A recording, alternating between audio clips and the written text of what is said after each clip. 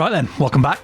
Today we're at the Portimao circuit, the Algarve circuit, the Portimao. All right, I still can't call it the Algarve circuit, but we're at Portimao.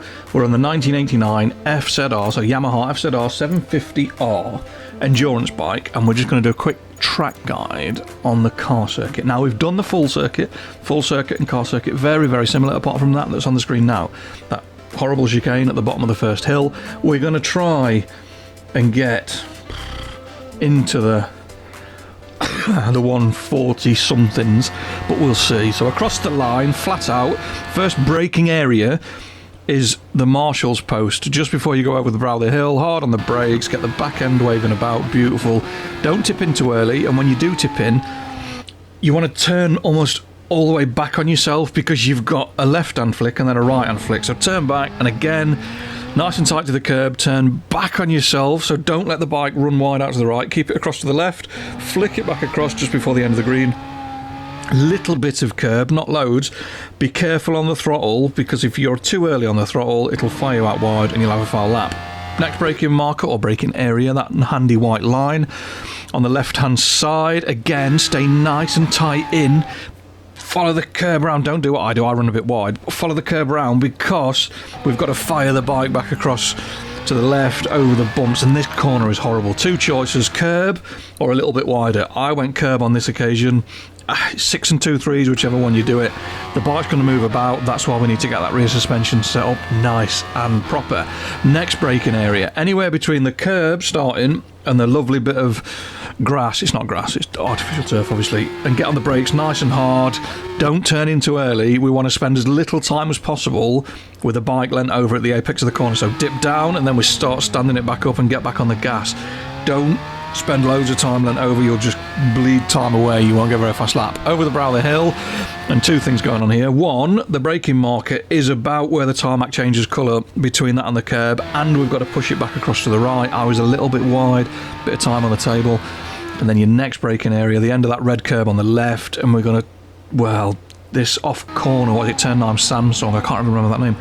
Horrible, off camber, nasty, uphill, then over the brow of the hill, push forward on the stick, make sure you're not wheeling off the back of the bike. That's your turning point for the Craig Jones corner, the green and white AstroTurf concrete. Pinch a little curb, flat out through if you can. I wasn't brave enough, I just had a little bit of a feather on the throttle. And then we're going to stand the bike up just as we get to the curb, and the apex is blind, and we're going to slide it in. We're going to slide it all the way round, and you want to try and tuck it into that curb as tight as you can. There is quite a lot of time left on the table here. When you see the leaderboards, you might as well go and have a go, because there's about 4 bikes on it. But again, across to the right, you turn left point for the next bend. This swoopy, bumpy uphill left-hander is that bit of white curb. And then your braking area, that access road on the left-hand side, hard on the brakes. The bike does not like this. Not a lot of bikes like this braking zone. They really, really fight it. That's a hard front tyre that we're cooking as well. Stay nice and tight all the way through turn 13. Don't let it run too wide until you cross that change of tarmac. And again, use the service road, access road on the left-hand side. We're aiming for the start of that curve, and we're going to hold it all the way in as tight as we can. Double apex, don't let it drift out wide, keep it tight. As soon as you see this track straighten, get on the gas. Over the brow of the hill, just let off the brake, let off the throttle. Maybe there's a little bit of rear brake just to hold it tight. And you want to be as close to that curve as you can, because the bumps are a little bit less severe there, and it seems to fire you onto the straight a lot nicer. There is a theory about running wide, but I think the tighter line is nicer across the line. All you go, there you are, done, 148.3, and if you put it all together, it should look a little something like this.